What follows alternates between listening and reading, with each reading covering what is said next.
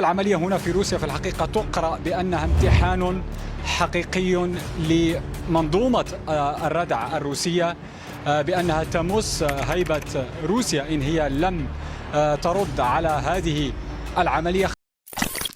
هل نحن أمام شرارة مواجهة جديدة بين واشنطن وموسكو؟ في عرض المحيط الأطلسي ناقلة نفط تختفي فجأة، قوات أمريكية تصعد على متنها، روسيا تتهم بانتهاك القانون الدولي، وغواصات حربية تتحرك، لكن بعد فوات الأوان. فما الذي حدث بالضبط؟ وكيف يمكن أن ترد موسكو على هذه الخطوة الخطيرة؟ تفاصيل الخبر. في تطور خطير ومفاجئ، أعلنت وزيرة الأمن الداخلي الأمريكية أن خفر السواحل الأمريكي نفذ عمليتي صعود على متن ناقلتي نفط تابعتين لما يعرف بأسطول الظل الروسي. من جهتها، أكدت وزارة النقل الروسية أنها فقدت الاتصال بإحدى ناقلات النفط في عرض البحر بعد صعود قوات البحرية الأمريكية إليها، ووصفت العملية بأنها انتهاك صريح لاتفاقية الأمم المتحدة لقانون البحار.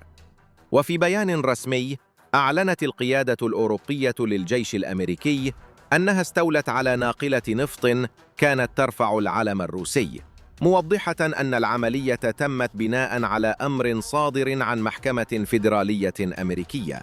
وأضاف البيان أن الناقلة التي كانت تعرف سابقاً باسم بيلا واحد تمت مصادرتها بسبب انتهاكها للحصار الأمريكي المفروض.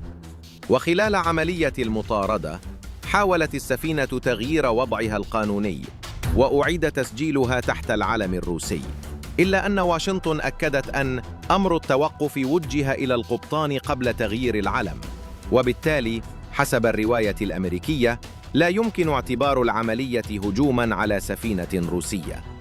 اللافت أن الناقلة أطلقت نداء استغاثة، وتحركت بالفعل غواصة وقطع بحرية روسية باتجاهها، لكن خفر السواحل الأمريكي سبق الجميع ونجح في السيطرة الكاملة على السفينة.